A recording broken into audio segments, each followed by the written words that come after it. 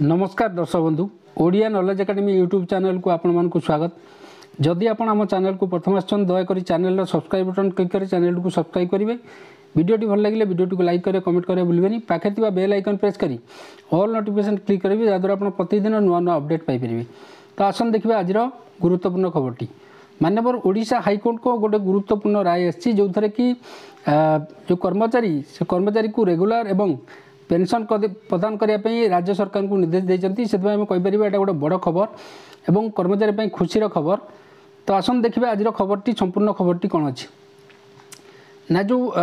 अवसर दिन को पूर्व रेगुलर मान्यता निर्देश एवं पेंशन प्रदान नहीं माननीय हाईकोर्ट जो निर्देश देते माननीय ओडिशा हाईकोर्ट गोटे निर्देश देते आम देखा जड़े वर्क चार्ज कर्मचारी 5 वर्ष काम करते से नियमित बा रेगुलर कर्मचारी मान्यता पाइबा हकदार किंतु आवेदनकारी 1993 मसीह वर्क चार्ज कर्मचारी भाव कार्य कर 2022 अवसर ग्रहण करने सत्वे नियमित करा नजिबा सही आधार में पेंशन दिया न दौर हाईकोर्ट क्षुब्ध होती। राज्य सरकार एभली करने द्वारा जड़े कर्मचारी मौलिक अधिकार को जो फंडामेंटाल राइट अच्छी क्षीर्ण कर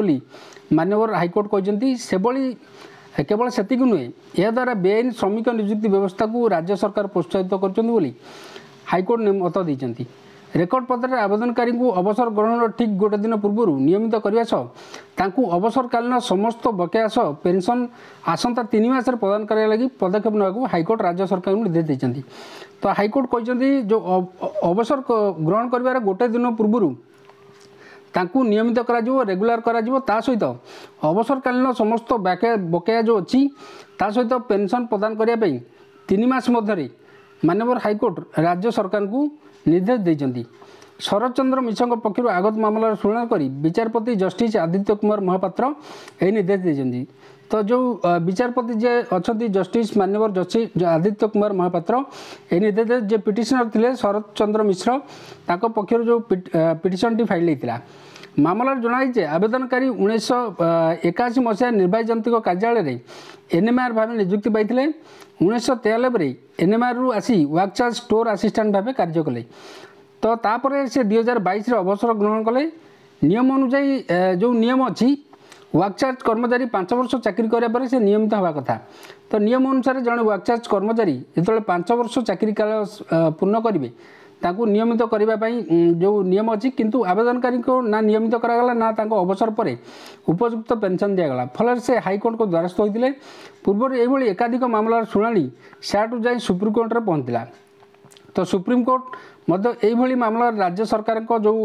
स्वतंत्र लीव पिटिशन को खारज करते सुप्रीमकोर्ट का स्पष्ट निर्देश सत्वे राज्य सरकार आवेदनकारी को नियमित करुवा और पेंशन देनु हाईकोर्ट क्षुब्ध होते आसंता 3 मास आवेदनकारी को नियमित करने सह समस्त बकेया प्रदान लगी पदक्षेप ना अदालत निर्देश देते।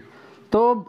जो राज्य सरकार को जो आभिमुख्य अच्छी से आभिमुख्य को लेकिन हाईकोर्ट क्षुब्ध होती माननीय ओडिशा हाईकोर्ट ये नहीं क्षुब्ध होती राज्य सरकार को निर्देश देते जो कर्मचारी जनक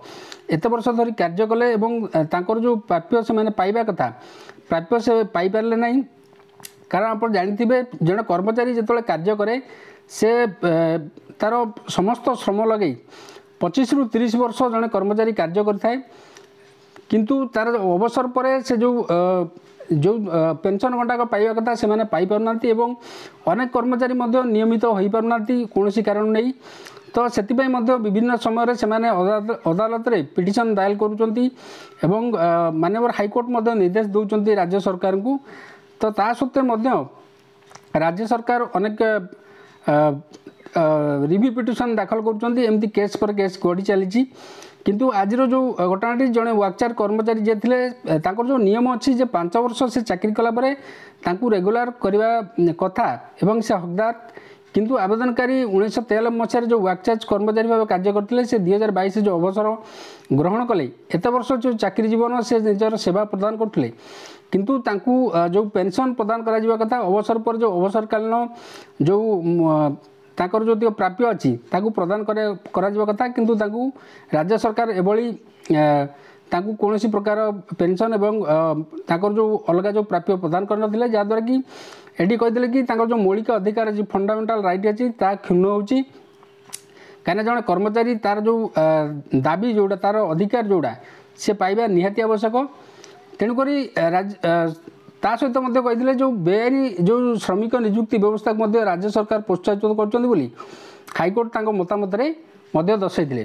तो यहपरी भाव देखा गले रेकर्ड पदर जो आवेदनकारी अवसर गणवा ठीक गोटे दिन पूर्व नियमित कर जो अवसरकालीन समस्त बकायस पेंशन आसंता 3 मास प्रदान करने लगी पदक्षेप नेवाकू हाइकोर्ट राज्य सरकार निर्देश देते तो कर्मचारी जनक 2022 मसीह अवसर ग्रहण कले किंतु माननीय हाइकोर्ट कहते सी जो अवसर ग्रहण कले तार गोटे दिन पूर्व रेगुलार करने तार गोटे दिन पूर्व रेगुलार करवा एवं तांकु जो पेंशन अच्छी पेंशन हो अन्य जो ग्राच्युटी हो यह सब प्रदान करने माननीय हाइकोर्ट मध्य राज्य सरकार को निर्देश देते एवं राज्य सरकार आसंता 3 मास मध्य यह सब प्रदान करने माननीय हाइकोर्ट निर्देश देते ता सहित जो पिटिशन से दाखल करते सेठी जो सुप्रीम कोर्ट स्पष्ट निर्देश सत्वे जो विभिन्न कर्मचारी मान अच्छा से पेंशन पाऊना से हाइकोर्ट एने क्षुब्ध होते कहीं सुप्रीम कोर्ट को गाइडलाइन जो निर्देश अच्छी जो कर्मचारी जदि समस्त क्राइटेरिया से फिलअप करुवे तो तांकु नियमित करा जिवो एवं तांकर जो प्राप्य जहाँ अच्छी प्रदान करा जिवो ग्राच्युटी पेंशन इत्यादि प्रदान कराई जो नियम अच्छी प्रदान करने सुप्रीम कोर्ट अनेक समय स्पष्ट निर्देश दौरान किंतु अनेक समय विभिन्न जो वर्गर जो कर्मचारी अच्छा से प्राप्य पाई पारना तो आज खबरटी निश्चय कर्मचारी मान मन में खुशी आने जहाँद्वारा कि आम कहीपर माननीय हाइकोर्ट को गुरुत्वपूर्ण राय एटा तो आज खबरटी जब आपको भल लगे दयाकोरी चैनल को सब्सक्राइब करेंगे वीडियो को लाइक करें कमेंट करें भूलें धन्यवाद।